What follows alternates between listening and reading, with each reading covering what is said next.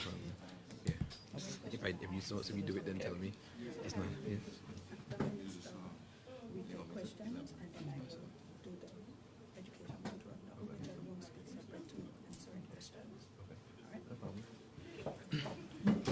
Press members, just let me know when you're ready. GIS, you're ready?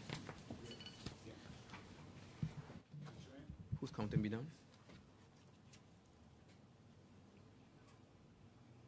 Huh? Are you? Oh, I am. Great.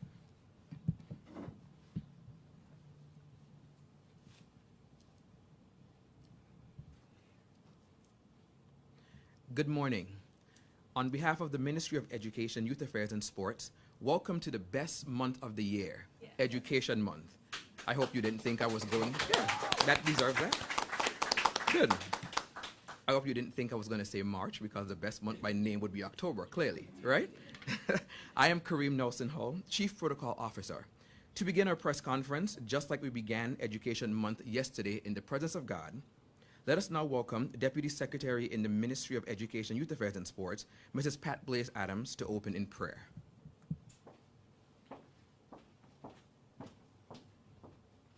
Good morning. Let us stand. Let us pray. Heavenly Father, we come before you to praise and honor your holy name and to say thank you for allowing us to see not just another day, but another week and another month. You said in your word, where 2 or 3 are gathered in your name, you are there. And as we launch our Education Month, we welcome you into our presence to guide us with clarity, purpose, and unity, so that we can work diligently together as we build a strong foundation for the future-focused educational system of our Virgin Islands. This we pray through your Son, Jesus Christ, and we all say, Amen. Amen. Please be seated. Thank you, Mrs. Pat Blaze Adams. The territorial song sings, educating our people is the golden key to maintain the success of this territory. In this vein, encouraged by those lyrics, what we used to know as Education Week is now Education Month for the 3rd time in history. Education is taking its rightful place.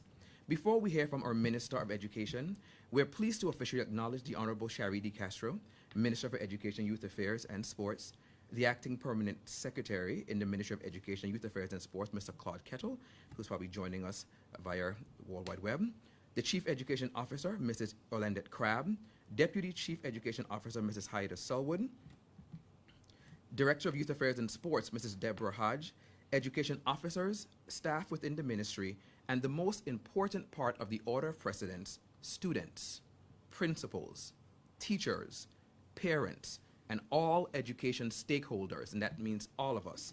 Good morning, and it's a pleasure to be with you. Now let's welcome the Minister for Education, Culture, Youth Affairs, and Sports, the Honorable Shari D. Castro.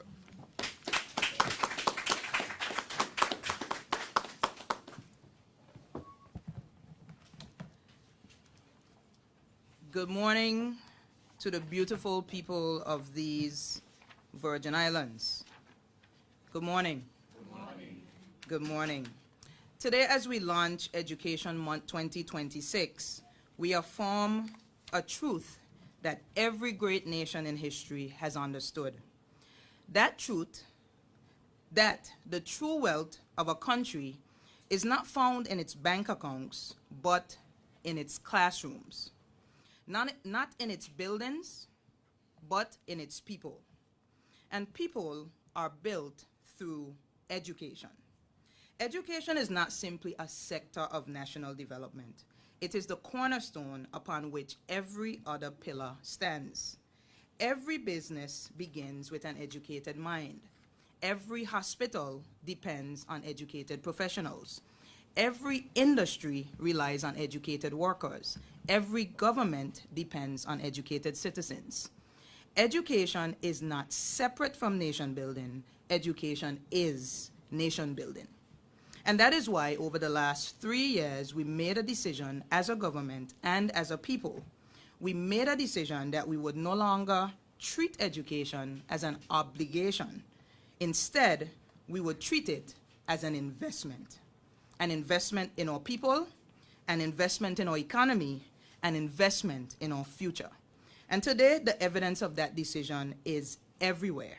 It is in the classrooms, it is in the opportunities now available to our people, and it is in the confidence that is being restored across this territory. And yes, it is in the numbers.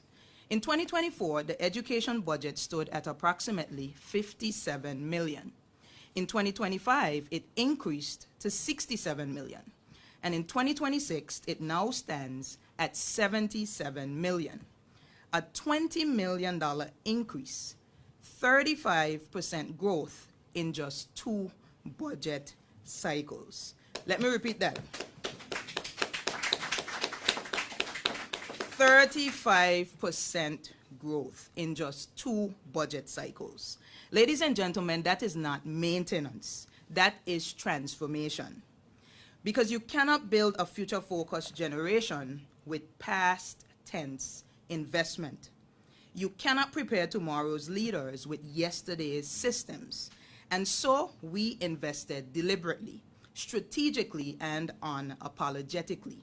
We invested in infrastructure because our children deserve to learn in environments that reflect their value. We invested in resources because education cannot happen without tools. We invested in teachers because teachers are not just employees. Teachers are architects of the future. And we invested in opportunity by strengthening the H. Laverty Stout Community College because the future economy of the Virgin Islands will be built by Virgin Islanders. And education is how we prepare them. My people, let me speak plainly. Education is not just about children. Education is about the future of this territory.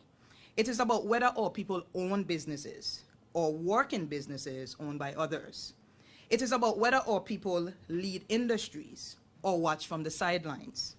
It is about whether the Virgin Islands thrives or survives. Education determines that outcome. That is why we have aligned education with national development. Because we are not educating for education's sake. We are educating to build the Virgin Islands, to build our economy, to build our workforce, to build our future. And that work begins with building the systems that support education, the infrastructure, the resources, the teachers, and the institutions that prepare our people. And this morning, I want to share with you how we have been building them. If we are building a nation, we must also rebuild the spaces where the nation is educated, because infrastructure matters. And over the past few years, we have taken deliberate steps to rehabilitate and modernize our school facilities. In 2024, we delivered just over $1 million in infrastructure repairs and upgrades across our public schools. But we also recognize that in order to accelerate progress, we had to change our approach. We undertook structural assessments across our school system to understand the true condition of our facilities, to identify long-standing post-hurricane damage, and to determine the level of investment required to properly rehabilitate our schools. Because this was not about patching problems. This was about rebuilding strategically. And that strategy was reflected in our investment. In 2025, we increased infrastructure funding for the renovation of schools to $2.5 million, an increase of approximately $1.5 million over the previous year, more than doubling what we had delivered just 1 year before. And this year, we have gone even further. In 2026, we have allocated $4 million towards school infrastructure in terms of rehabilitation of existing school buildings, an additional increase of $1.5 million, which means that in just 2 years, we have moved from delivering just over $1 million to investing $4 million in our school infrastructure, nearly quadrupling our investment in our schools. Now that deserves a round of applause. Ladies and gentlemen, that increase is not accidental. It is intentional. because those structural assessments gave us a clear data-driven roadmap, allowing us to implement a phased rehabilitation program, prioritizing the most critical needs first, including roof repairs, replacement of damaged windows and doors, installation and replacement of air conditioning systems, upgrades to electrical infrastructure, rehabilitation of sewage and drainage systems, installation of backup water systems, installation of backup generator systems and solar infrastructure, construction and rehabilitation of playgrounds and basketball courts, installation of perimeter fencing and campus safety improvements, construction of vending kiosks, and general classroom and campus rehabilitation. Because this work is not cosmetic. It is structural, it is foundational, and it is transformational. And while those investments have supported the rehabilitation of our existing schools, we have also moved beyond rehabilitation into redevelopment. Because there comes a point where you do not simply repair the past, you build the future. And among the proudest symbols of that transformation is the Eslyn Henley Rocher Learning Center, a modern, purpose-built special education school designed and constructed specifically to serve students with special needs. Not retrofitted, not adapted, but built intentionally to reflect the future of education. And today it stands as the only purpose-built special education school in the entire OECS region, right here in the Virgin Islands, a declaration that we will lead, not follow, in providing world-class education for all our children.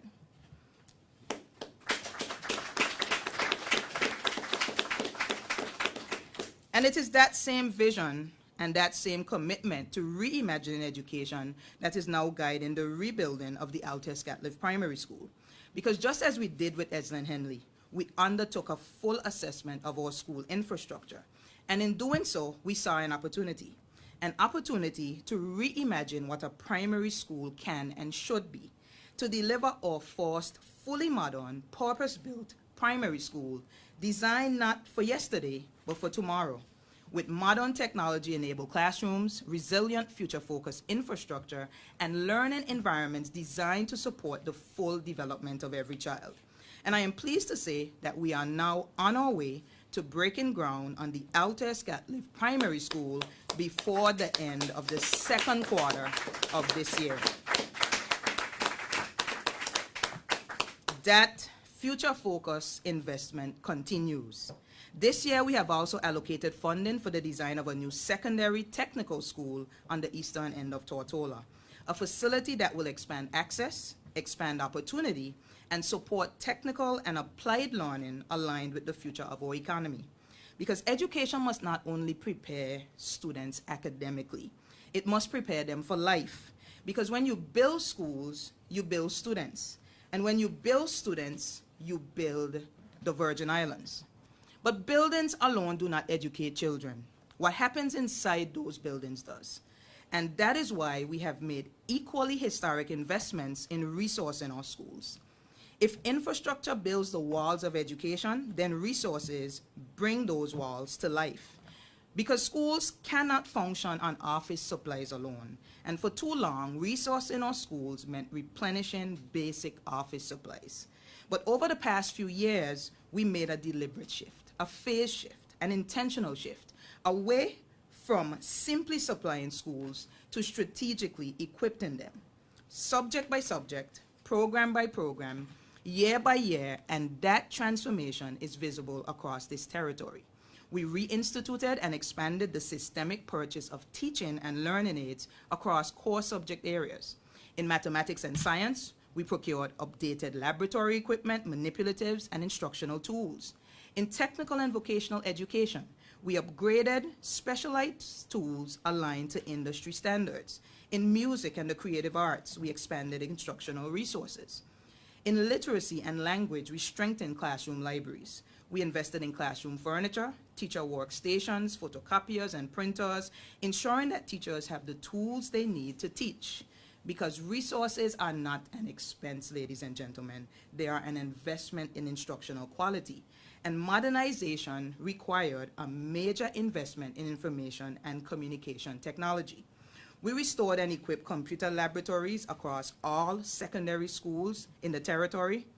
Across our schools, we deployed 192 new desktop computers and 80 Promethean interactive panels. We introduced immersive virtual and augmented reality tools. We upgraded network infrastructure. We modernized PowerSchool and implemented Schoology, allowing us to track student progress, guide intervention, and make data-driven decisions. Because modern education must be guided not by guesswork, but by information. Through our special education management system, we are now supporting 262 students receiving specialized services, including 55 students supported through individualized education plans. We strengthen national assessments. Key stage results now return in 3 months. EPE results in 6 to 8 weeks, which means interventions happen sooner. Support happens sooner, and success happens sooner. And today, we are seeing the results. At the primary level, grade 2 literacy proficiency stands at 84%. Grade 6 literacy stands at 86%. At the secondary level, 412 students sat CSEC examinations last year. Our English pass rate reached 97.63%, and we achieved 100% pass rates in 8 subject areas. But ladies and gentlemen, we are also clear-eyed about where our work continues. Mathematics remains a national priority. And while challenges remain, we are seeing real progress. CSEC mathematics performance has improved, increasing from 48% to over 52%. And importantly, while we continue to surpass the regional average and we are moving in the right direction, we are not satisfied. Because our goal is not simply to be better than average, our goal is to be excellent, which is why we are strengthening mathematics instruction, investing in teacher development, and expanding student support. Because when we strengthen instruction, we strengthen performance. And when we strengthen performance, we strengthen futures. And even as we strengthen our core academic performance, we are also witnessing something equally powerful, a surge in innovation, creativity, and global competitiveness among our students. 457 students across the territory are now engaged in STEAM programs. Robotics enrollment increased by 64%. Robotics pass rates has now reached 100%, and our national robotics team, once ranked 143rd in the world, is now ranked 42nd in the world. Yes. And #1 in the OECS region, competing globally and proving that Virgin Islands students can compete with anyone, anywhere. And our investment in resources extends beyond technology and traditional academics into the creative and cultural development of our students, because education must develop the whole child, not just the mind, but the talent within them. Through our partnership with the United Jazz Foundation, led by internationally acclaimed Virgin Islands musician, Mr. Dion Parsons, we have invested in the professional development of music educators, equipping them with the new instructional techniques, global exposure, and advanced training. At the same time, we are working strategically to expand access to musical instruments across our secondary schools, ensuring that students not only learn music in the classroom, but have the opportunity to take instruments home, practice, and develop their craft. Because talent cannot grow without tools, and opportunity cannot grow without access. We are also preparing to reopen pathways for our students to attend the world-renowned Interlochen Summer Music Camp, creating opportunities for international exposure, growth, and excellence. And we are building our national student music program, creating pathways for our young musicians to perform nationally, to travel, and to represent the Virgin Islands across the region and beyond. Because when we invest in our students, ladies and gentlemen, we invest in their potential. And when we invest in their potential, we invest in the cultural future of the Virgin Islands. This is what happens when you invest in education. This is what happens when you equip classrooms. This is what happens when you modernize systems, because when you invest in students, you build the Virgin Islands. But ladies and gentlemen, buildings do not teach children. Resources do not teach children. Teachers do. And that is why our greatest investment has been in our people. If we are building a nation, we must build the people who will teach that nation. And that is exactly what we have done. And what I am about to share represents our overall approach over the past few years to rebuilding, strengthening, and securing the teacher pipeline in the Virgin Islands. Not by chance, but by design. Over the past 2 years alone, we created 20 teacher trainee positions, bringing young Virgin Islanders into the profession and placing them on a structured pathway toward full qualification. But we did not stop there. We rebuilt the professional certification pipeline. 11 educators completed the professional certification in teaching at HLSCC. 15 more are currently in training. We strengthened leadership in our schools. 23 school leaders completed the certificate in effective school leadership at HLSCC. 13 more are preparing to step into leadership roles. Through our partnership with the University of the Virgin Islands, 10 teachers completed the certificate in secondary education. And at the same time, we are securing the future of the profession. 27 Virgin Islanders are pursuing their associate degree in education at HLSCC. 14 educators are advancing through the postgraduate diploma in arts integration. And 15 teachers are pursuing their bachelor's degrees in education through our partnership with Walden Universities. Ladies and gentlemen, this means that today, nearly 150 Virgin Islanders are either certified or actively in training to become educators. Every one of these programs represents direct government investment in building our teaching force. In these ministry-funded programs, the government covers the overwhelming majority of the cost, with educators contributing just 10% in some instances, ensuring both national investment and personal commitment to their professional growth. And beyond these programs, through the ministry's structured national scholarships and assistance grants programs, we are supporting additional educators to pursue their bachelor's, master's, and doctoral degrees, further expanding the strength and leadership of our education system.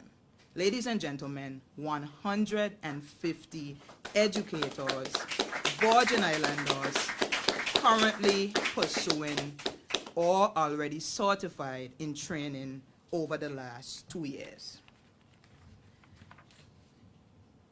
I want to speak specifically to this month as we progress, because we are not finished as yet. This month, we will host a national engagement session for educators to connect them directly to government-funded opportunities to upskill in critical shortage areas: special education, technical education, leadership, policy, curriculum support. Because we are not just waiting for the future, we are preparing for it. And we are building specialist capacity, we are building leadership capacity, we are building national capacity. This is one of the most comprehensive teacher workforce investments in our history. We are not just filling vacancies, we are building a pipeline, a sustainable pipeline, a strategic pipeline, but most importantly, a Virgin Islands pipeline. Because when you build teachers, you build classrooms. When you build classrooms, you build students. And when you build students, you build the Virgin Islands. And that pipeline leads directly to one institution, the H. Laverty Stout Community College. If our primary and secondary schools are building the foundation, then the H. Laverty Stout Community College is building the future workforce of the Virgin Islands. And today I want the people of this territory to understand clearly where your college or college stands. Because HLSCC is not simply operating, it is advancing, it is evolving, and it holds a distinction that no other national college in this region holds. It is the only internationally accredited national college in the entire OECS region. Ladies and gentlemen, that distinction belongs to the Virgin Islands. It means that the qualifications on here meet global standards. It means that our students are competing on an international level, and it means that excellence is being built right here at home. That strength is reflected in its growth. Enrollment has increased from 609 students in 2019 to 786 students in 2025, a 29% increase and the highest enrollment in the past 5 years. And through the MAID dual enrollment program, the number of secondary students earning college credits increased from 77 students in 2024 to 149 students in 2025, a 94% increase in just 1 year.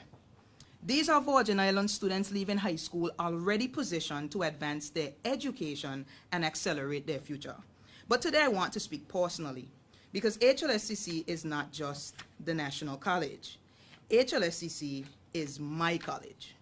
I stand before you as a proud alumna of the H. Lavely Stout Community College. I know firsthand what it represents.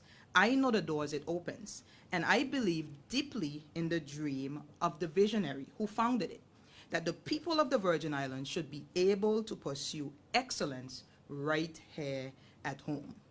It was from that belief that I gave the college a clear mandate to pursue 4-year degree granting status. And today I am proud to announce that we are officially on that path.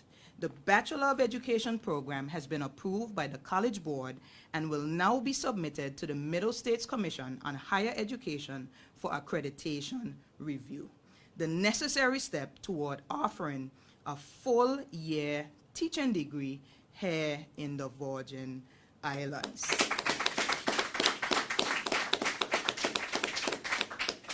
That's a big deal. At the same time, the ministry has been intentionally building the pipeline to support that future. Ladies and gentlemen, the evolution is not just academic. It is physical, it is structural, it is institutional. Since 2019, the college's net assets have grown from 11.6 million to 33.8 million, a 191% increase. Dr. Georges, I'll let you clap for that one. The college has acquired a residential apartment building at Paraquita Bay, creating housing capacity for visiting faculty, Fulbright scholars, and international partners.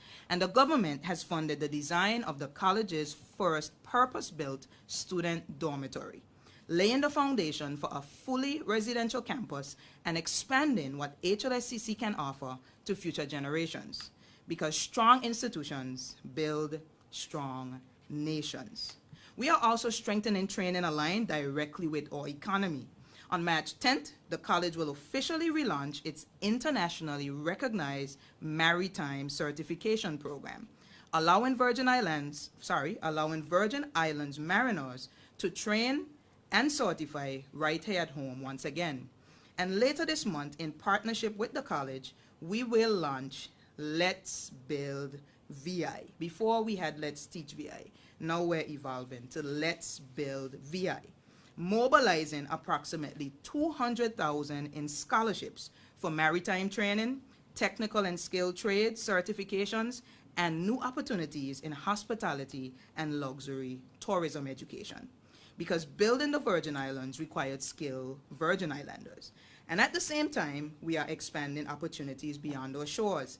This work began with articulation agreements already secured last year with Richmond American International University and the New Model Institute of Technology and Engineering in the United Kingdom. Last week, we built on that foundation. During our education mission, we signed new memoranda of understanding with the University of Westminster and the University of Roehampton in the United Kingdom last week. And we signed an additional exchange agreement with Richmond American International University, London, supporting student mobility and staff mobility. But equally important are the high-level negotiations now underway. We held substantive meetings with St. George's University of London, London Metropolitan University, the University of Southampton, Southampton Solent University and its world-renowned Wasatch Maritime Academy, University College London, and Sommet Education, the parent institution of Glion Institute of Higher Education and La Roche. These are globally respected institutions, including some of the top-ranked universities in the United Kingdom and the world. And these partnerships are designed to create structured pathways where Virgin Islands students complete their associate degree at HLSCC and enter these universities directly in their third year. Previously, they would have to start from year 1 or do a foundation year. So this is groundbreaking. It is reducing cost, it is reducing time, and it is expanding opportunity. And while we continue to expand bachelor's degrees here at home in critical areas, we are also clear-eyed about our reality as a small jurisdiction. We must build excellence locally, but we must build partnerships globally. Because these partnerships ensure that Virgin Islanders have access to the highest levels of opportunity, while we continue to strengthen our own national institution. These partnerships, ladies and gentlemen, as I close, are not aspirational. They are active, they are strategic, and they are already opening doors. Because the goal is simple. Our students begin here, they advance there, and they return home ready to build these Virgin Islands. We are building bridges that carry them forward and bring them back stronger. Ladies and gentlemen, as I said, HLSCC is not simply growing. It is transforming, and it is helping to build the future of the Virgin Islands. As I close, recently we traveled to Finland, a country that is recognized as having one of the strongest education systems in the world. But what struck us most was not where Finland is today. It was where Finland came from. Because just a few decades ago, Finland made a deliberate decision that the future of their nation would be built through education. They invested in their teachers, they modernized their schools, they aligned education with national development, and over time, education transformed their country. Their economy grew, their people prospered, their nation advanced, not by accident, but by design. And what that reminded us is that something which is deeply important, we do not have to reinvent the wheel. We do not.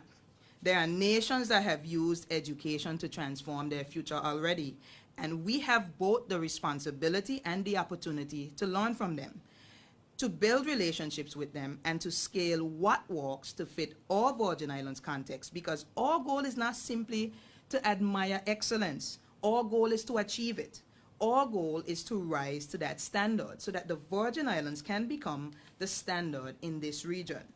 This Education Month, under the theme, Strong Foundation for a Future-Focused Generation, we celebrate how far we have come. But we also recognize how far we must go. Because this is not the end of the journey. This is the beginning of a new era. An era where education drives national development. An era where students are future-focused and student-led. An era where the Virgin Islands builds its future deliberately, strategically, and confidently. Ladies and gentlemen, the future of the Virgin Islands is not somewhere ahead of us. It is sitting in our classrooms today. And together, we will teach them, we will equip them, we will empower them, and together we will build them. And when we build them, they will build the Virgin Islands. May God bless our educators, may God bless our students, and may God continue to bless these beautiful Virgin Islands. Thank you.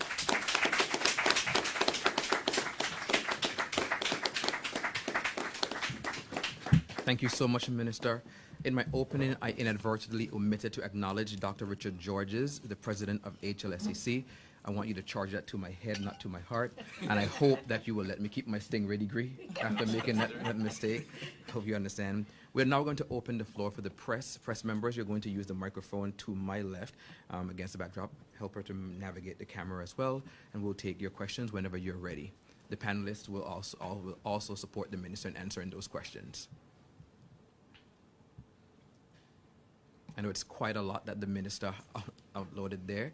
You can also support the minister and check those facts because they're identical to what we heard in the budget address also at the end of last year. So the minister is consistent with that message. Take the first question from the press. Is it on? Yes, go right. Go right. Good morning, Kathy Richards. Happy to see you guys looking so smashing it with a beautiful background. First of all, Minister, I want to say something that we do not oftentimes say, but I think it's very important too, that we have great students in our schools. Just off of that symposium on Friday, the future is awesome for us here with our students. My first question goes to Dr. Georges. It's always been on my mind why we don't have a dormitory facilities here in the Virgin Islands. And now that we would have heard of the eminent groundbreaking, can you give us some timeline this, from groundbreaking to occupancy? Good morning, everyone. Thank you, Kathy, for such a soft question to start with. The first thing I'll say is that, just to clarify, the minister announced the funding for the design. So that's where we're proceeding with. The ministry and the college will be meeting shortly with the RDA to advance the RFP process for the design. That's the first step, design and then costing. Following that, we'll know more about going forward. The intervening solution is the acquisition of the apartment building to provide housing support for students coming, whether for academic programs or for short professional courses. I will be able to speak more intelligently following the RFP process in collaboration with the RDA, where the ministry has allocated the funding for the design, which we intend to have completed before the end of this year. Okay, and one more for you. Would you want to expound a little bit more on the 1-year degree granting status? 4 year. 4 years. 4 years. Right, so I believe it was last year, the mandate from the Ministry of Education was to pursue and to 4-year status with our accreditor, with education being the first program to be given priority. So we are accredited by the Middle States Commission on Higher Education. It's one of the 6 accrediting bodies recognized by the Department of Education in the United States, and is one of the largest, and I would venture to say, has a very good reputation with respect to the rigor of the accreditation process that they manage. I just want to be clear, what we hold is what you call an institutional accreditation, which means every aspect of the college is reviewed and assessed by Middle States in order to receive reaffirmation of accreditation. Right? There are 7 standards, so both include the academic programs, our operations, our governance, every single aspect, our finances and resources, every single aspect of the institution is assessed. All right? So it is both the academic credentials as well as the operations, as well as the board. Everything is assessed. And as the minister mentioned, we are the only institution with international accreditation in the OECS. The other thing I would say is that every major change, therefore, has to go through a process with the accreditor, so that nothing can be fly by night or over, or short shrift. Everything has to be done properly and thoroughly.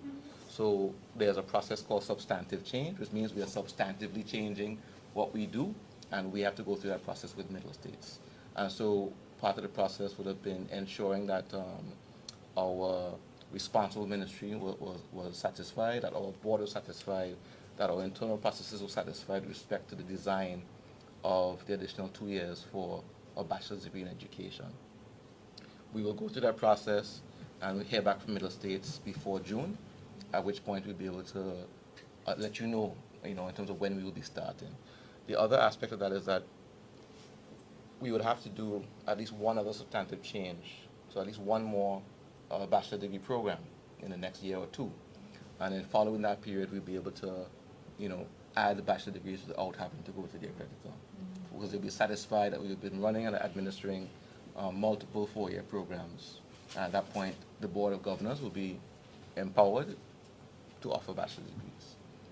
And any way along that process are you collaborating with the U.S. Virgin Islands universities? We have a memorandum of understanding with UVI currently, and we have a number of various articulations under the auspices of that MOU.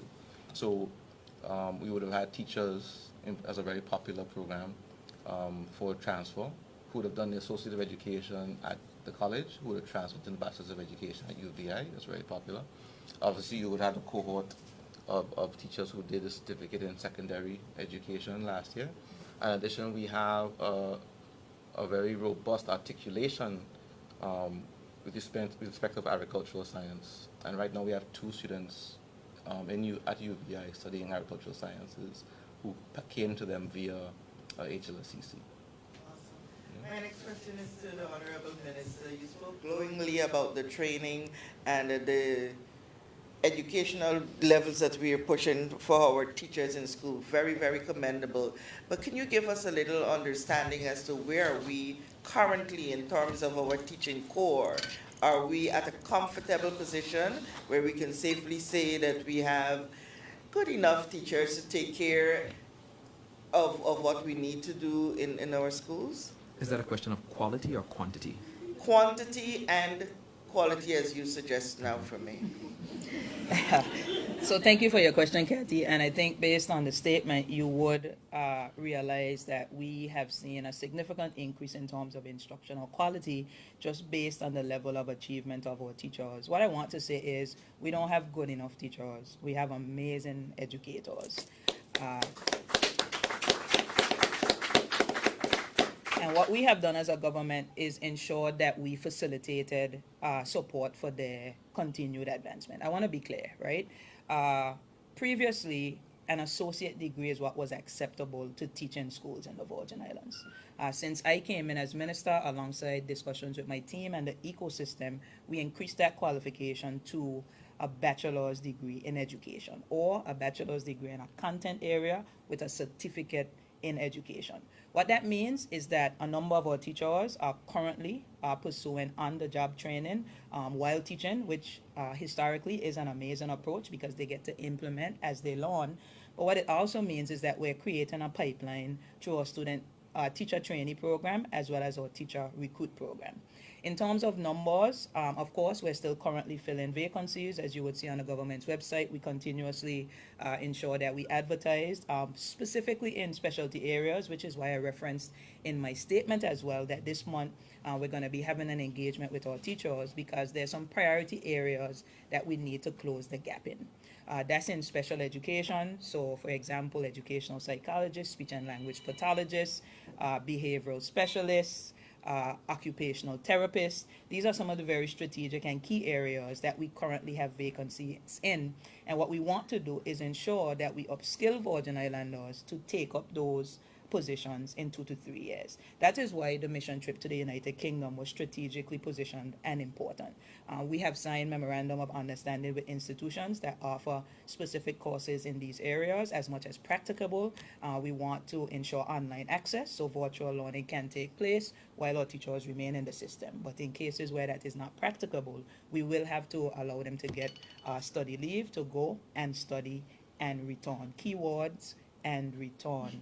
And so, Kathy, within the next 3 to 5 years, we believe that we will be better positioned in terms of the numbers, in terms of the quantity. But what I can say to you is, thankfully, due to the support of the Minister of Finance and the entire government, teacher salaries are amazing. And so they currently stand top in the region, even higher than the U.S. Virgin Islands. And so we have seen an increased interest in the profession, persons coming in from other professions, but we've also seen young people who have put up their hands and said, I want to get into teaching. And so, Kathy, within the next 5 to 10 years, I believe you will see a localized teaching force.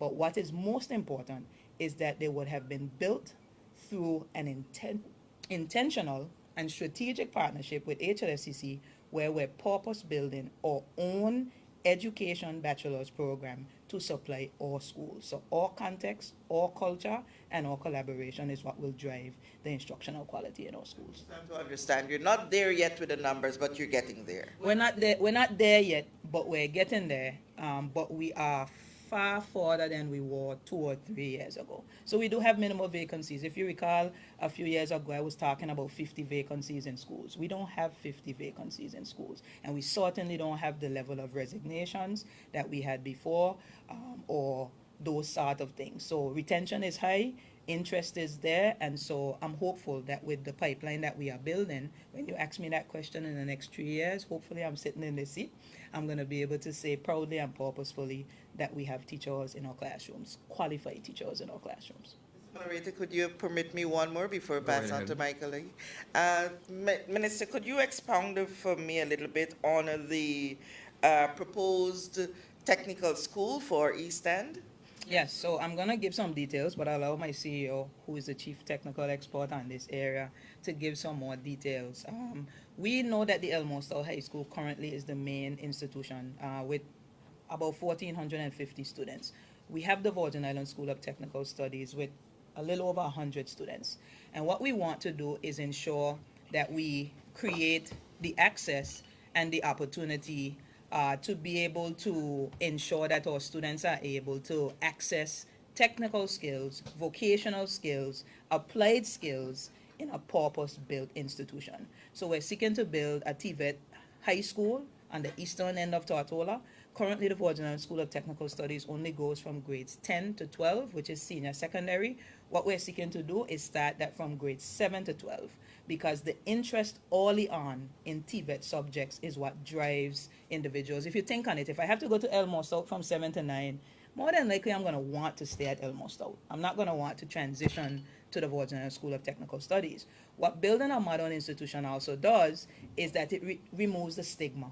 There's currently a stigma attached to TVET, and it's because of the resources, in terms of lack of resources, lack of infrastructure to support these technical areas. Right now, we have to import skills. What we're seeking to do is build an institution in East End, in a central hub in our community, to be able to ensure that our plumbers, or masons, or air conditioning exports, the marine technology, the construction technology, the beauty therapists, the hospitality and the mechanics, all these different areas, we have a purpose-built institution with the right technology, with the right technical expertise in terms of educators to be able to deliver the labor force that the workforce needs. Yes. Well, Minister said a mouthful. I don't think I need to say any more on that, Please. except that we are in the final stages of acquiring the land, so that should happen before the end of the second quarter, and then from there it would be design and so on. We have already conceptualized what we want to, please forgive me, I talk with my hands. We've already conceptualized what we want to take place at the school. We know we want it to house up to about 700 students, so we're looking at the population of our largest secondary school and kind of building something that is just about halfway there. And we look forward to that institution really providing an opportunity from 7th to 12th grade for students who want to pursue those technical careers. Thank you. Dewey?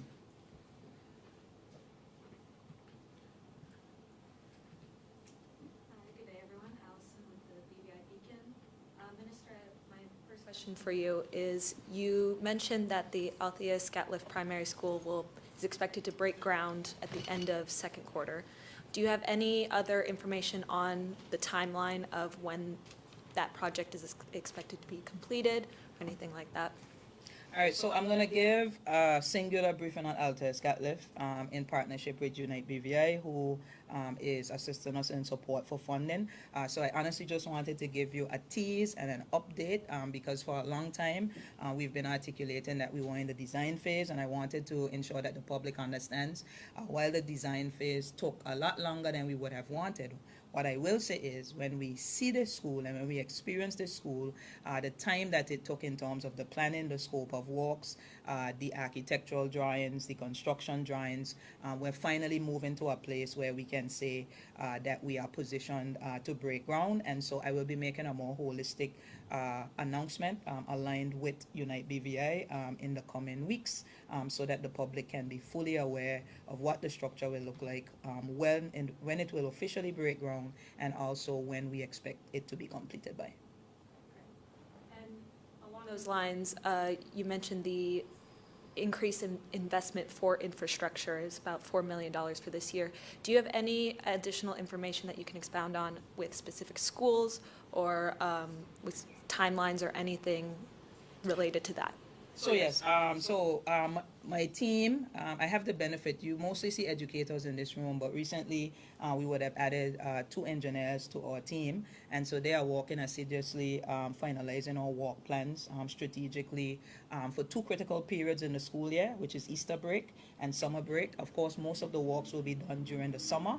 And so we will strategically see improvements to schools. What you would have heard me characterize in my statement would have been specific to schools like the Alexandrina Maduro Primary School, the Ebenezer Thomas Primary School, the Willard Whitley Primary School, the Joy Samuel Primary School, which last year would have received the most upgrades. So what we're doing is continuing those upgrades. So initially, as an example, we would have had the Francis Letson Primary School as the standard. Then we went to Inez Adams. Then we went to Joy Samuel. And so what we'll be doing is shoring up those additional 3 institutions in a more robust way, ensuring that in the tiered and structured approach that I mentioned, the additional walks listed will be implemented. So during the summer, as soon as graduations end, we're going to see contractors out in schools, ensuring that that 2-month period during the summer is critically used for the advancement of our school infrastructure in the Virgin Islands. And you talked a little bit about this idea of, bringing people back, educators back, right? Having them learn with those MOUs with UK universities and stuff. But more broadly, I'm curious about this concept of brain drain of students going out studying and then not returning, right? Are you implementing any initiatives or incentives to help attract those students to return back once they've... So that's a very good question. I really appreciate it. I feel like you've been eavesdropping on our conversations a little bit, because we have been having some very strategic conversations. Even while we were in the UK last week, I have a mandate, as I have now returned this week and into the coming weeks, to sit with collaborative ministries, Ministry of Education, Ministry of Communication and Walks. I'm going to get in trouble. So every single ministry, I want to sit with them, because I believe that what we've done in education has worked. And I think that we have to see how we can replicate that model in other areas like engineering, in healthcare, and so forth. So we created teacher trainee positions, which are high school graduates that say, I want to learn to teach. What we do is we position them with a seasoned educator, so they're not in the classroom themselves teaching, they're positioned, they're learning on the job, but they're also attending HLSCC. And then they fully transition to HLSCC after a period of time in pursuit of their associate and bachelor's degrees. We have seen historically that teacher trainee process works. Want an example? I have a few of them in the room, but I'm going to turn to my left. The CEO was a teacher trainee out of high school. She's now the chief education officer. Right? I could point to principals, I could point to teachers who have gone through that process. So the investment is there because you allow the person to come into the environment.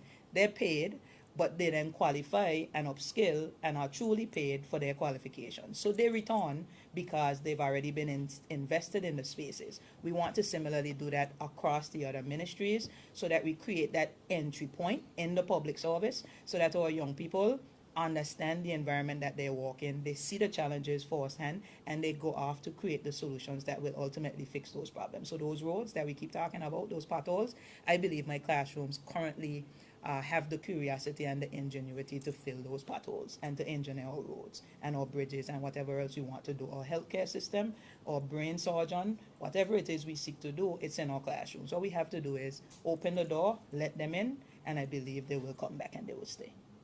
Great, thank you very much. I have a question for Dr. Georges.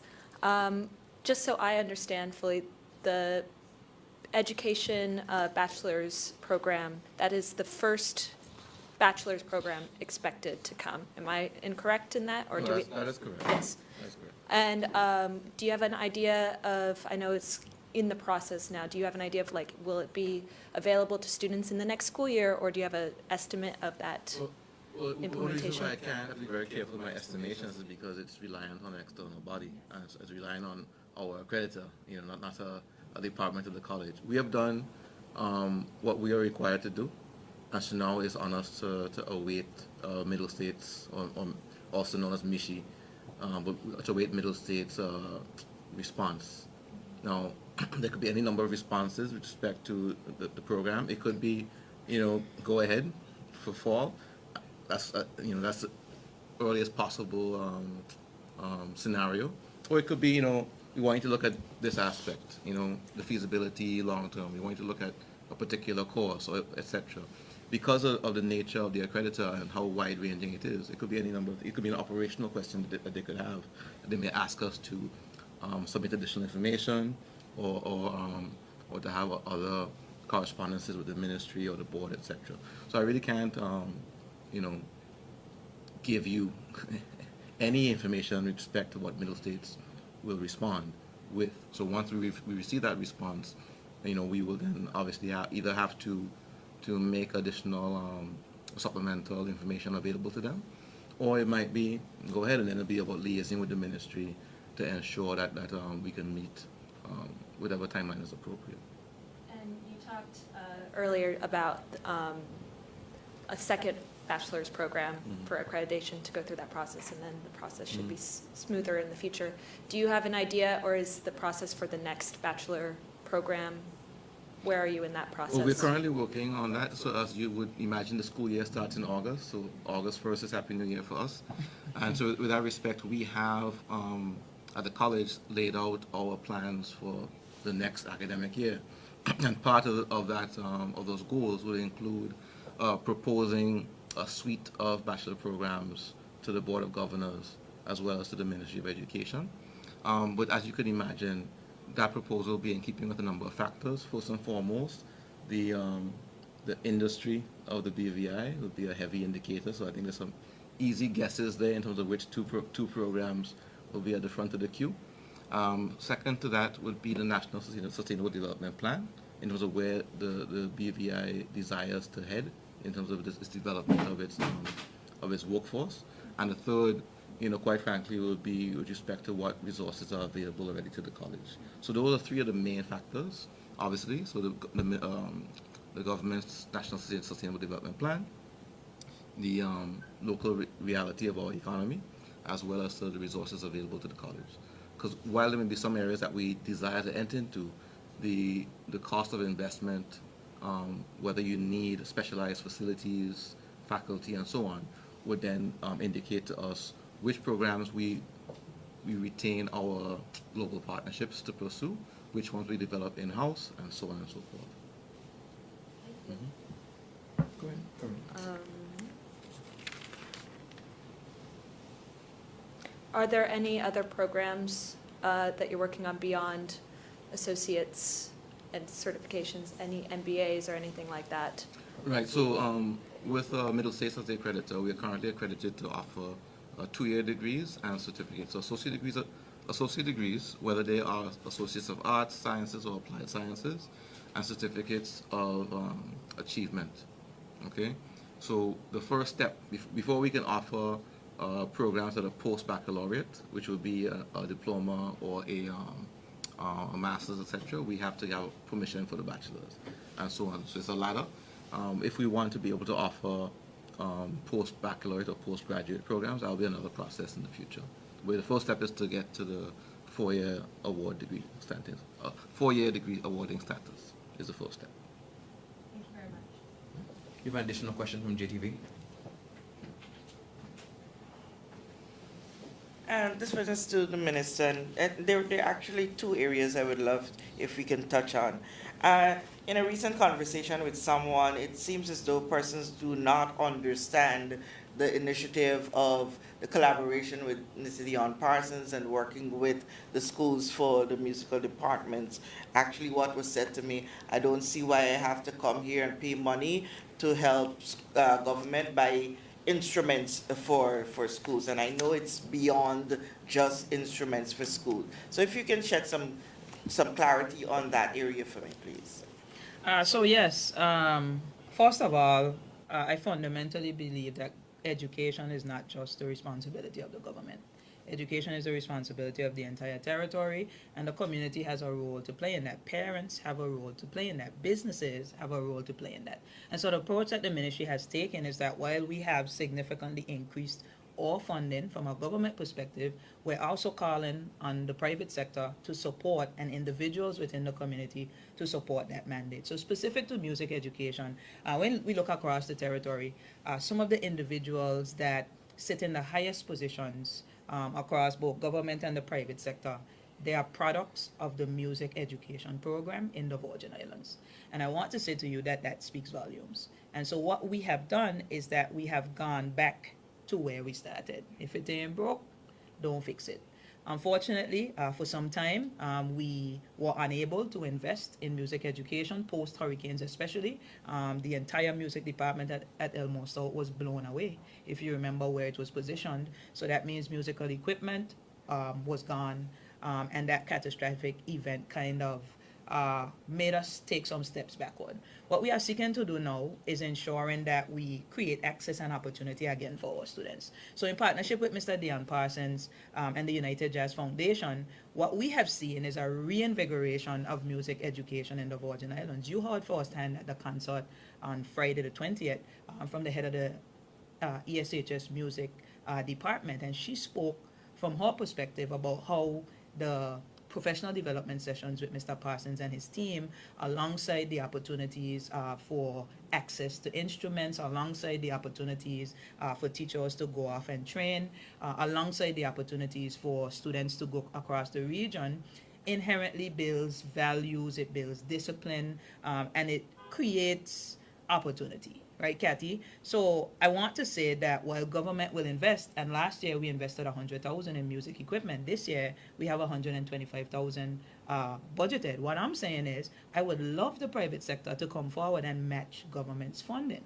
I don't believe that's too much to ask. I believe that if we want to have a conversation about the anti-crime summit that we had and the mandate that young people put on us, what they said was, Minister, create spaces for me where I can develop my interests, where I can grow, where I can access opportunity. What we are doing with Mr. Dion Parsons and the United Jazz Foundation is creating opportunity for young people through music education. And what we believe is that many of them will take up professional careers in music, like Mr. Dion Parsons, a Virgin Islander, who is a Grammy Award-winning artist. They can become just like him. And so the reality is, Kathy, this partnership has made not just our teachers, right, but it has also made our students believe that Mr. Dion Parsons, who is right here sitting in the audience with us, and his lovely wife, that they can be just like him or even better. Dion, I think you want him to be better. And what I'm saying to the public and to the private sector, if you're listening, so far we've raised over $40,000 in funding, so we are well on our way. I'm looking forward to the end of the year saying that we've raised that 125, or who knows, maybe we'll raise more than that. But what I can say to you is the government will not stop. We will continue to invest. What we're saying to the community is help as well. If it's $10, if it's $100, if it's $1,000, it will help a child. It ain't for Sherry, it ain't for Orlando, it ain't for Haida. It's about the students and the children who have a dream that we must bring to reality. And finally, for me, this may sound to some people as if it's far-reaching, but it's not. Food security. We celebrating Education Month and all of that, and we're not hearing that much about how are we encouraging our children with farming. I came from a background, the only country in the world that can feed itself. And that stemmed from something. When we went to school, there was a specific program in agriculture and farming. Every single Friday, every school went to a large farm and you had to cultivate. How are we pushing it? Yes, oh yes, Orlando would know about this. Yeah, how are we pushing food security? Because someone just said the other day, it's like, think about it. If something were to happen, and if that guy should do something that affects us and we are cut off, by Christ, yes, after 3 or 4 months we might be a little goodish, but thereafter, where are we? We have the capabilities to grow enough to feed ourselves. So Kathy, I'll start, and if the CEO, I'm gonna really let her take this one. Kathy, I think it boils down to investment and it boils down into interest. One of the things we started to do to at least start the process is that we restarted school gardens. I went to school in Carrot Bay, and that community is heavily about agriculture and fishing. I went to the Isabella Morris Primary School, by the way. News coming on that soon.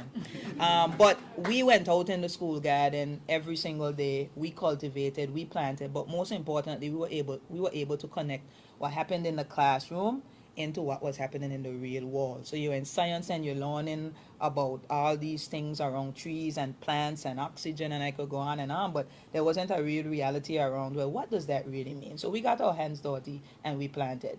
We've seen the reintroduction of school gardens, and we've gotten support from Green VI, and even within this agriculture month, as we proceed with plans, you're gonna hear more in partnership with that ministry around how we're going to seek to deliver more modern ways of agriculture within our school system. We also last year gave a number of hydroponic supplies to the Elmore Stout High School, and they're about to rebuild a more structured hydroponics facility there on that campus. And I'm looking forward to trying on the mandate to HLSCC. While I know we have the partnership with UVI, which, as we said, we have to strategically decide which programs we can advance locally, I'm looking forward to giving the mandate to both the CEO and the president of the college to figure out exactly how we advance this strategic area within our school system. It's a pleasure when your minister knows her subject as well as this one does. The only thing I would add is when we talk about our robotics program, that is the beginning of innovation in agriculture. So, you know, it has been touted that our children are playing with robots. And that's something that I celebrate, because when as they are programming and coding and building robots, they are understanding industries in ways you and I may not understand. So while there might not be a direct connection right now between agriculture and robots, that's where we see the future. That's where we see them going. And so just to add to what Minister said, we have 11 primary schools with thriving school gardens that are supported by Green VI and the Department of Agriculture. We have a hydroponics farm on the Elmore Stout campus that, you know, is growing in loops and bounds. Just last week, I saw where students took it upon themselves to go into the garden and do some cleaning up and so on. We have a growing agricultural science program at the Elmore Stout High School, and the numbers are building every year. So while it may seem we are at the infancy stages, we're clearly not where the country you referenced is. We have strategically put things in place to make sure that food security is on our agenda for the future. Thank you. Thank you, press members. Any more questions? All right, today's press conference is largely about education, but we also want to take some focus on Education Month itself. So I want to welcome Mrs. Olandette Crabb to take us through that month item. Thank you. Thank you, Mr. Hall. Good morning to the members of the media, Honorable Minister, or distinguished hosts, colleagues present this morning. Today I am pleased to formally present Education Month 2026, which will be observed in the month of March, under the theme, Strong Foundations for a Future-Focused Generation. The theme is intentional and strategic. It speaks to our commitment to building a solid academic, social, emotional, and leadership foundation for our students, beginning in early childhood and extending through secondary and tertiary pathways. It reflects our focus on early childhood development, instructional leadership, student well-being, community partnership, innovation, and global readiness. If we are to prepare our children for a rapidly evolving world shaped by technology, global competition, and new career pathways, we must ensure that the foundations we build today are strong, equitable, and future-oriented. Education Month is not simply a celebration, it is a call to action, and we look forward to the support of the community as we celebrate Education Month. Yesterday we started in church, and I just want to take the opportunity to thank the Shekinah House of Prayer, led by Pastor Diana Samuel, for always welcoming the Ministry of Education to their sanctuary. right now already taking place is the Street Doctors Initiative that is currently happening at the Veronica House up in Lower State, where we have young people interacting with street doctors, an award-winning charity organization out of the UK that has trained over 20,000 young people affected by violence. Last year in the physical and psychological consequences of street violence. The Street Doctors Initiative is happening through a partnership with the Ministry of Health and the UK Health Services Authority. They recently completed a program, a similar program in Anguilla that was very successful. And so we are looking forward to this 3-day workshop for our students delivering similar success. We also have partnered with Dr. Kathy McLean of the McLean Foundation to deliver professional development in exceptional education on March 10th for targeting educators to support neurodivergent students, focusing on practical classroom-ready strategies. We also have a parenting session on March 9th. Now, I know that's a holiday, but parents, we really want you to come out. We have childcare covered at the Eslin Henley School at 4 p.m. on March 9th. So parents, please come out and learn from the experts about how to support your neurodivergent learners.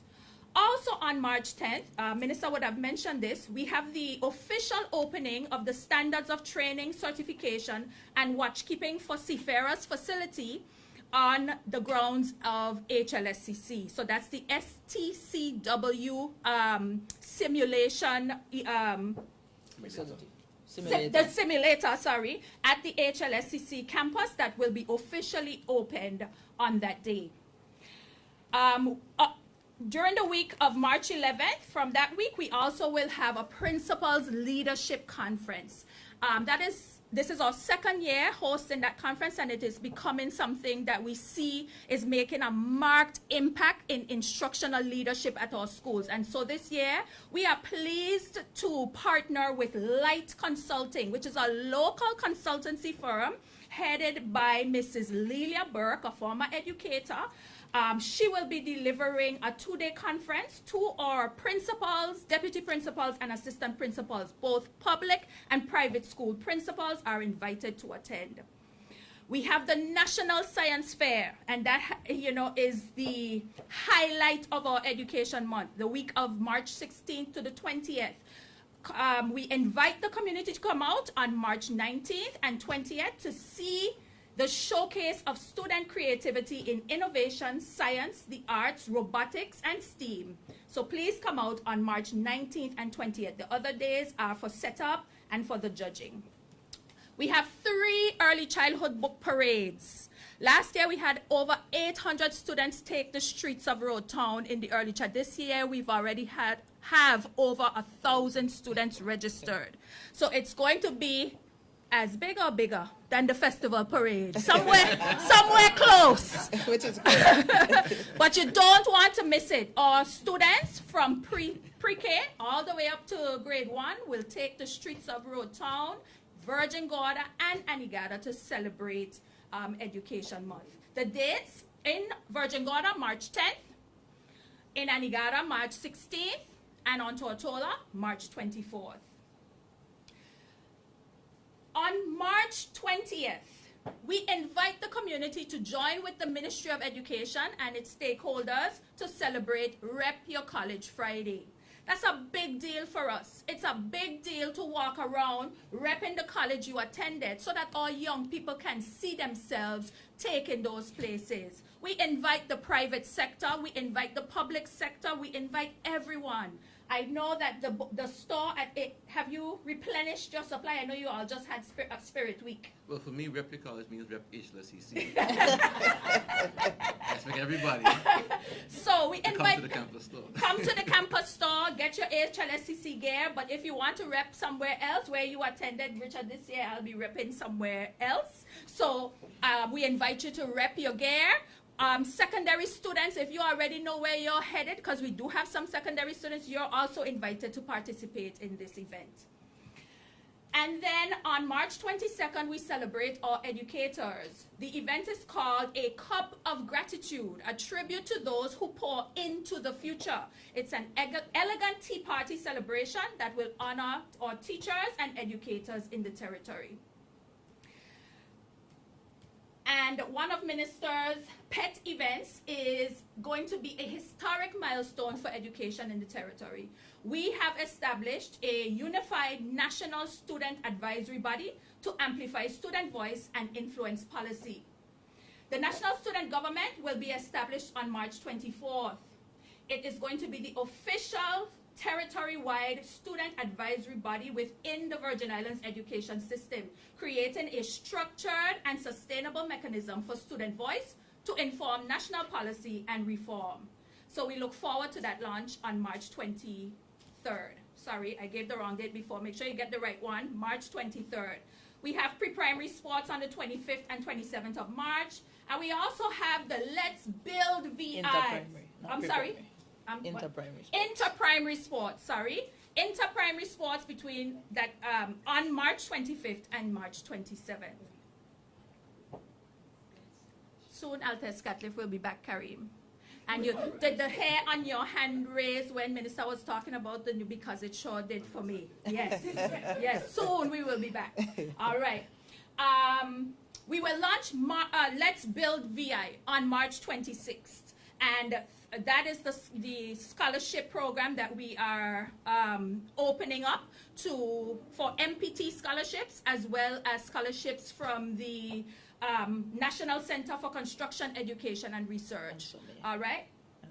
And Sommet Education as well. So there's over $200,000 worth of scholarships that are going to be available.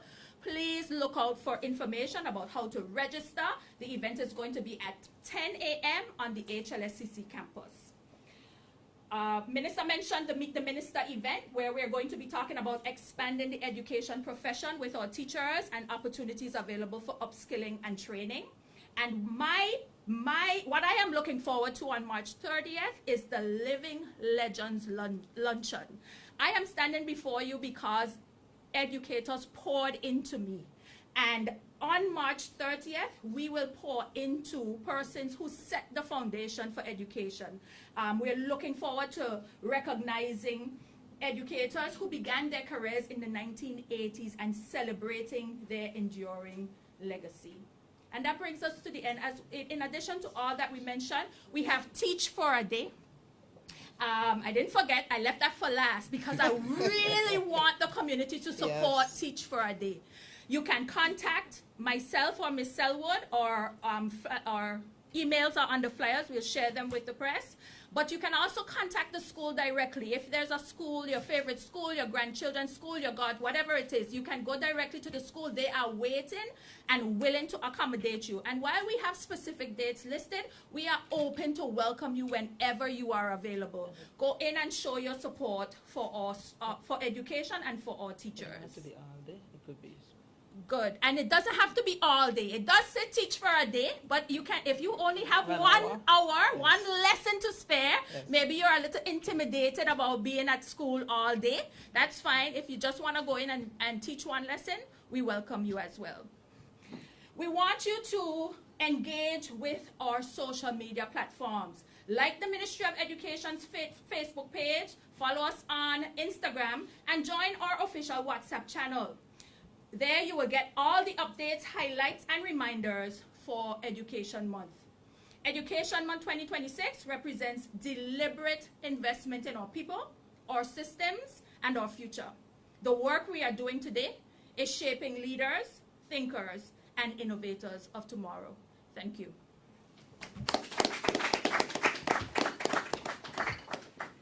Thank you very much. You know, when we train to do these jobs as hosts and television broadcast people, they teach us to come to the events, but don't become attached to the events.